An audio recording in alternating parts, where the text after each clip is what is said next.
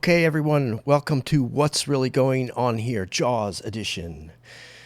Jaws is ostensibly a story about a shark that eats people. Actually, it's underneath, it's a psychological healing story, and it's centered around certain forms of male anxiety.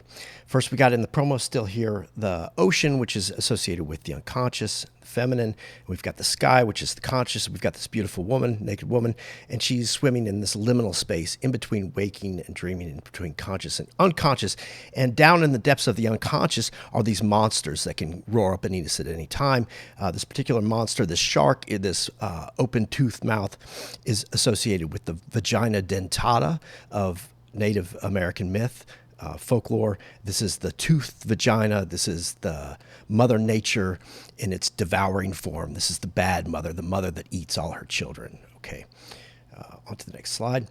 So more about the vagina dentata, just to give you some images from history. This is from Native American artworks, and this was a common myth, and here we see it reincarnate as a popular movie. Feminist Camille Paglia says, the toothed vagina is no sexist hallucination. Every penis is made less in every vagina, just as mankind, male and female, is devoured by Mother Nature. Important to remember. In case you had any doubts about what's actually going on here, we see this is one of the first scenes. Shows this lingering silhouette of young people making out on the beach, and the woman's mouth, you'll notice here, is almost threatening to devour the man's. Next scene, we have the swimmer. This is the same beautiful naked woman, and she is floating here in this liminal space. But we are to understand that youth and beauty are sort of swallowed up in the physical, both in the physical realm and in the dark waters of the unconscious, where that terrible mother dwells. All youth, all beauty will be swallowed up eventually by Mother Nature.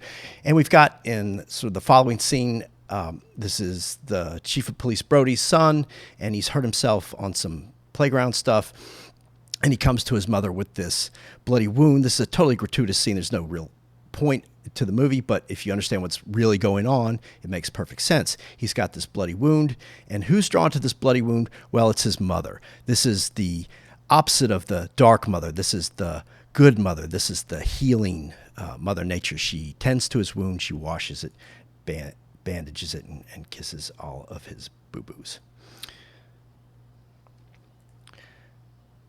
Following scene, we've got the body of the swimmer discovered, and here we have, again, Mother Nature in its devouring and sort of slimy chthonic form, and we see that culture will not save us. This is culture devoured by nature. We notice the red painted fingernails and the rings on the woman's hand, and it all gets eaten by nature.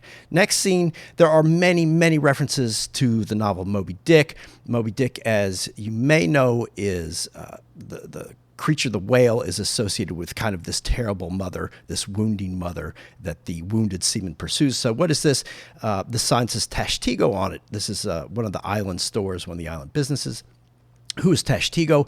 This is Tashtego. He was one of the harpooneers who was on board the ship in Moby Dick.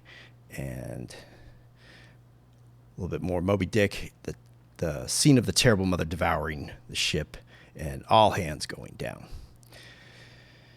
So next scene, we've got, again, an image of the good mother or light mother. This young man has been swimming, and mom wants to see his hands to see how wrinkled they are, just to make sure that he's okay and hasn't been in the water too much. And subsequently, he is eaten by the shark. So we have the good mother, the light mother, versus the terrible mother devours him. All right, in case we didn't catch what this movie is about, we have this scene. It's a sign. It's a literal sign. And what does the literal sign say? It says, man or men who catch and kill the shark. Man or men. Say it twice here, just to make sure we notice this is a story about men and male anxiety. That's where we're headed. Next scene, you've got the lone wolf fisherman and his two compatriots here, and they're setting out to go after the terrible mother. And what's happening? Here's the feminine, the good mother is left on land, and as they're going out, this is Quint, the seaman here, who is the captain of the vessel, and he's singing sort of bawdy limericks, and he's reciting little poems about virgins and old women and things of that nature.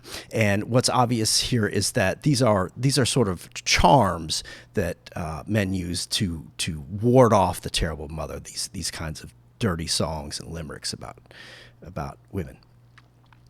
All right, later on board the ship, this is what used to be called male bonding. We've got the guys here, and they've come to sort of respect each other, and they're drunk now and singing songs and the same sort of bawdy sort of songs about Spanish women and stuff. Now they're comparing their wounds and sort of telling war stories about where they've been hurt, and their scars, where they came from.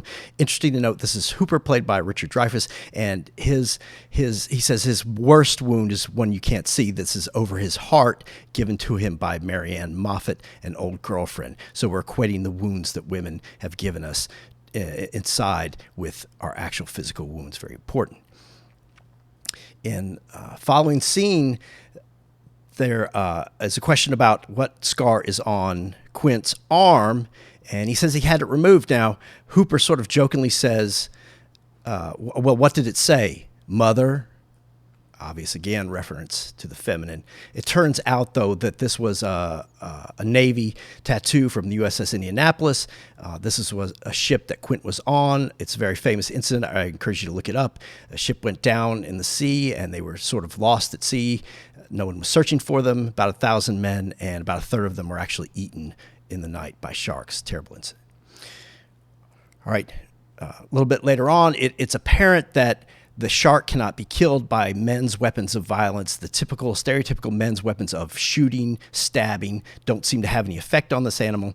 So the shark specialist, Hooper, has devised a plan to use strychnine. Strychnine is a plant-based poison. To poison it, the idea is nature can kill nature. Following, Hooper goes down in scuba gear into the depths to confront the animal, and he is confronted and he's frightened, he's unable to kill the shark. Same time, we've got Brody, who is going up. He is ascending to the highest point. As the ship is sinking, he's going to go to the highest point on the mast to try to kill the shark. And in the meantime, Quint, who is in that liminal space where all the swimmers are between conscious and unconscious, he's there, and he gets eaten. So goodbye to Quint. Next scene, of course, very famous. Brody shoots the oxygen tank that's in the shark's mouth. The oxygen tank explodes, and we see nature released into its primeval elements. We've got earth, water, fire, and oxygen, of course. Earth, water, fire, and air. You see that. Nature going back to its primal self. The final scene, you've got the two men who have survived, one by going down, one by going up, and they are paddling for shore with each other, and things have been restored to stasis. And yet we still have these sort of nefarious images, these sinister images, nod to Alfred Hitchcock here with the birds. This is nature again. Nature has never been vanquished. Okay, nature, the birds are eating the remains of the shark, and it's just going to be a little bit of time before nature turns on us again. I just want to leave you with this last slide when we talk about what is Jaws really about and how is it a healing story. Well, Swiss psychiatrist Carl Jung says healing proceeds from the depths to the heights. And you recall that the Richard Dreyfuss character went down. That was the first attempt. He went down below to confront the animal in the depths of the unconscious. He did confront the animal, but he was unable to kill it. Instead, Brody had to go subsequently high to the highest heights to kill the animal. And what do those heights symbolize? These are the Apollonian heights. This is reason. This is where the Logos lives. Where does God live? God lives up high. Where are the stars? They're at the heights. Where's the sun? So he has to go down to the deepest depths and then come back up to the highest heights, integrate that knowledge, and then he's finally able to vanquish the monster. And this is a lesson for all of us as we face the monsters that nature will inevitably throw up against us. Thanks for watching. Bye-bye.